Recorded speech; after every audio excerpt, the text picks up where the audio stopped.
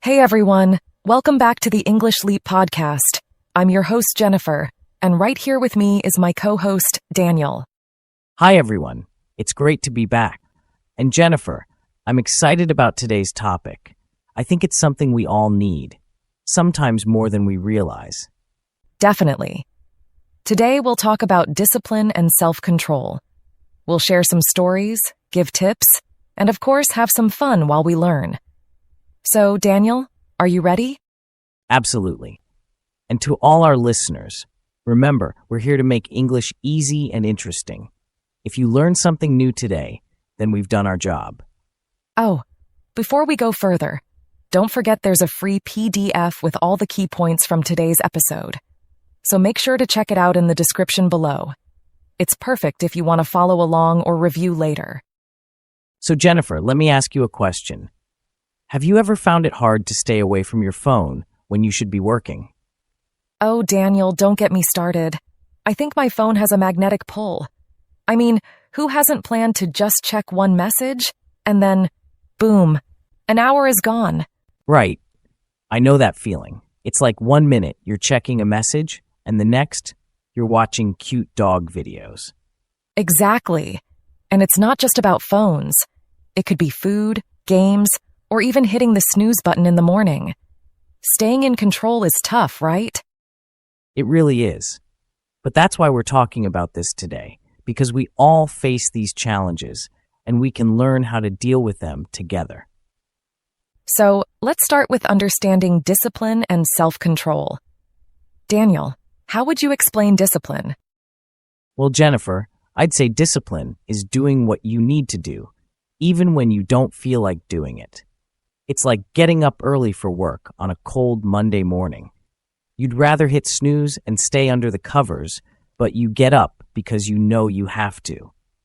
Oh, I know that feeling, especially when your bed feels extra comfy.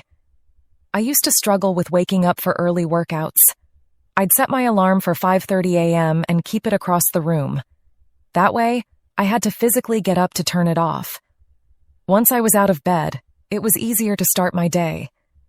That little change helped me stick to my morning routine. That's a smart move. It shows how discipline sometimes needs a little push.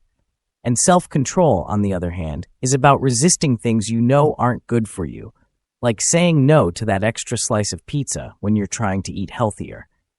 It takes effort, but it's a skill you can build over time. Speaking of self-control, that reminds me of last month when I was trying to cut back on caffeine. I'd always stop at my favorite coffee shop on the way to work. The smell of freshly brewed coffee was so tempting, but I told myself, just walk past it today. It wasn't easy at first, but after a week, it got easier. It's amazing how small wins can build up your self-control. It's true. Those little victories make a big difference. It's like when you're trying to focus on work, but your phone keeps buzzing.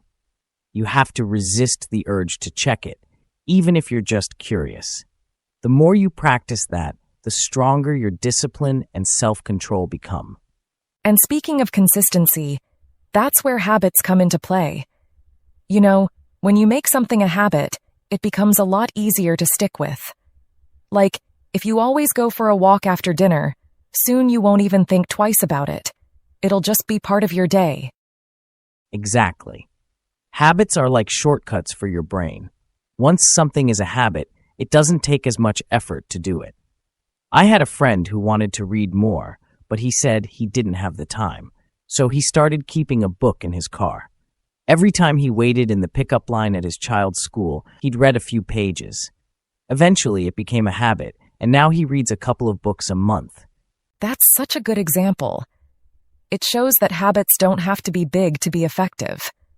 Starting small is key. I mean, if you try to go from not running at all to running 5 miles every day, you'll probably give up pretty quickly. But if you start with just a short jog around the block, it feels more doable.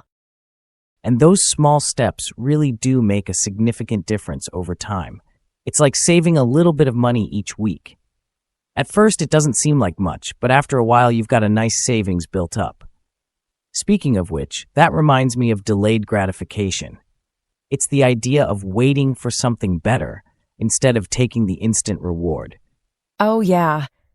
Delayed gratification is like choosing not to buy that expensive gadget now so you can save up for a big vacation later. It's not easy to wait, especially when you really want something. I had to learn this lesson in college when I was saving up for a spring break trip. I had to skip some nights out with friends because I knew if I kept spending, I wouldn't have enough for the trip. It was tough, but when I finally made it to the beach, it was so worth it. Absolutely. It's like that famous marshmallow test with kids. You know, where they gave kids a choice: eat 1 marshmallow now or wait 15 minutes and get 2 marshmallows. It sounds simple, but it's really about teaching ourselves to hold out for something better. And it's not just about money or stuff. It can be about health, too. Like skipping dessert because you know you're working toward a fitness goal. At first, it feels like a sacrifice, but as you start seeing results, it gets easier to keep saying no. That's true, Jennifer. But staying disciplined isn't always easy. There are challenges, especially when life gets stressful. When we're stressed, we tend to look for quick comfort, like junk food or binge-watching TV shows. It's our brain's way of dealing with all the pressure. Oh, I totally get that. I remember last year during tax season, work was so busy, and I was stressed out. I'd come home and just eat a ton of snacks because it felt good at the moment. But then I noticed it wasn't making me feel any better in the long run.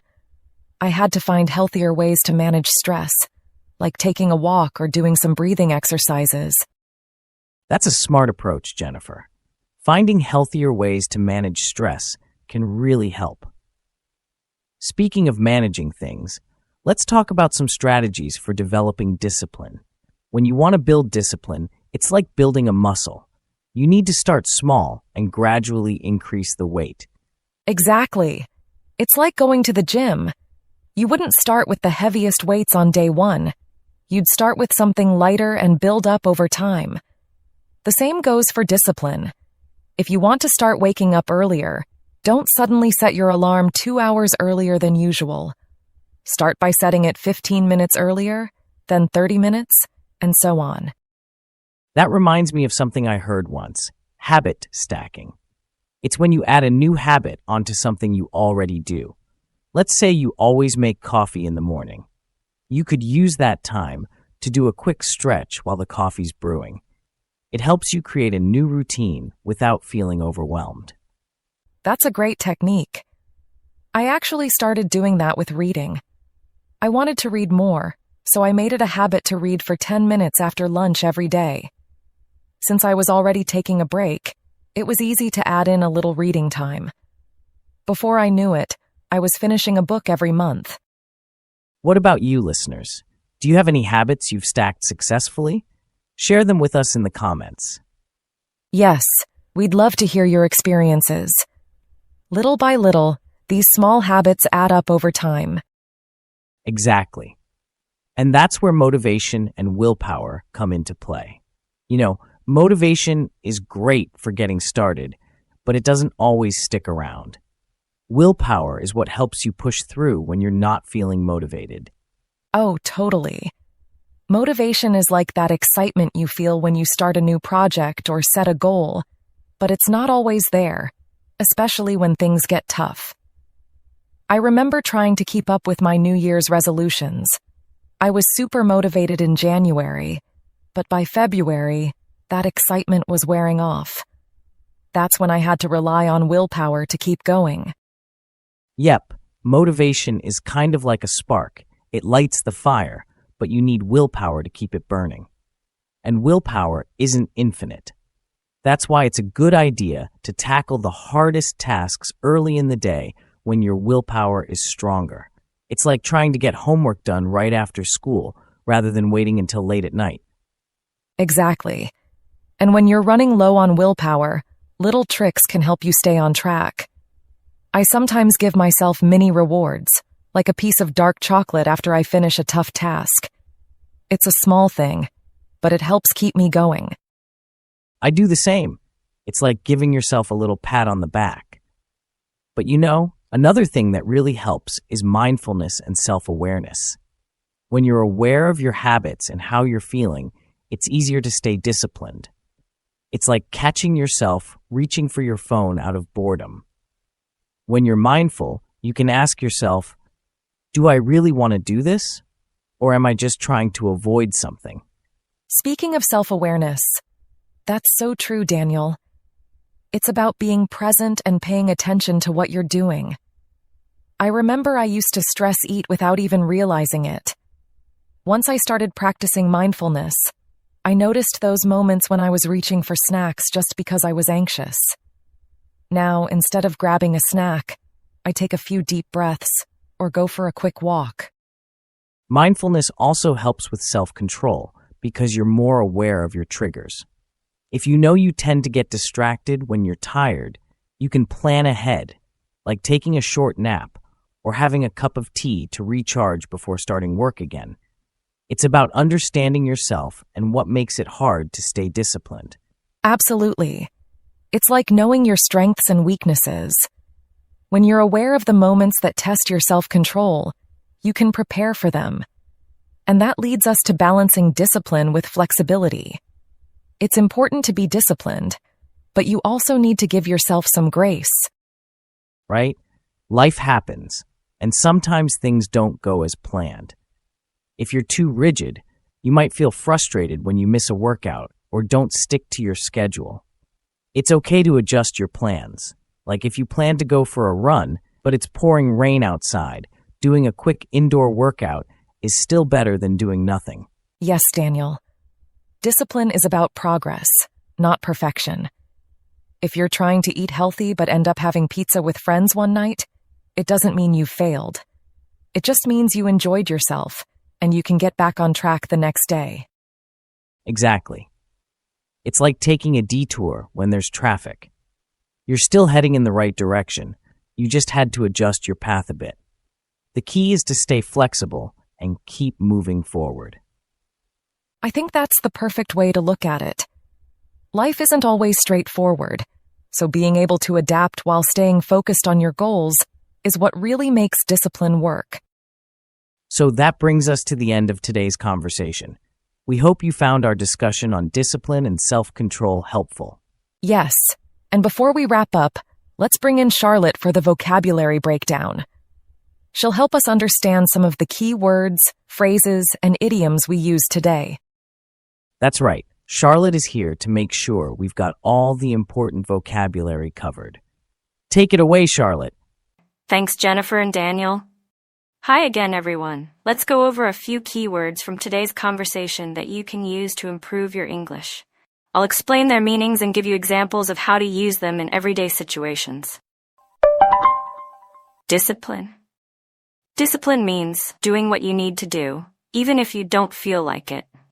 It's about staying committed to your goals and following a routine. Example: waking up early every day requires a lot of discipline. Self-control. Self-control is the ability to resist temptations and avoid doing things you know aren't good for you.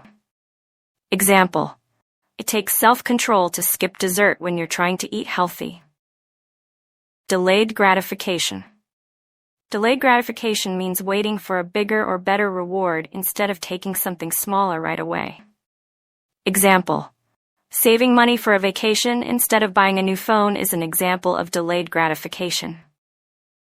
Hit snooze. To hit snooze means to delay getting up by pressing the snooze button on your alarm clock. It's often used when you want to stay in bed longer. Example: I hit snooze 3 times this morning because I didn't want to get up. Willpower.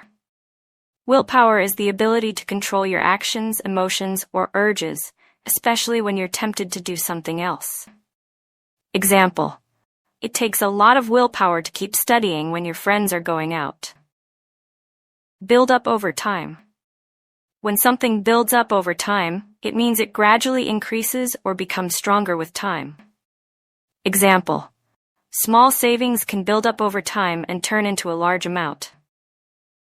Pat on the back. Pat on the back is show of praise or approval. Example: After finishing that big project, I gave myself a pat on the back. Manage stress.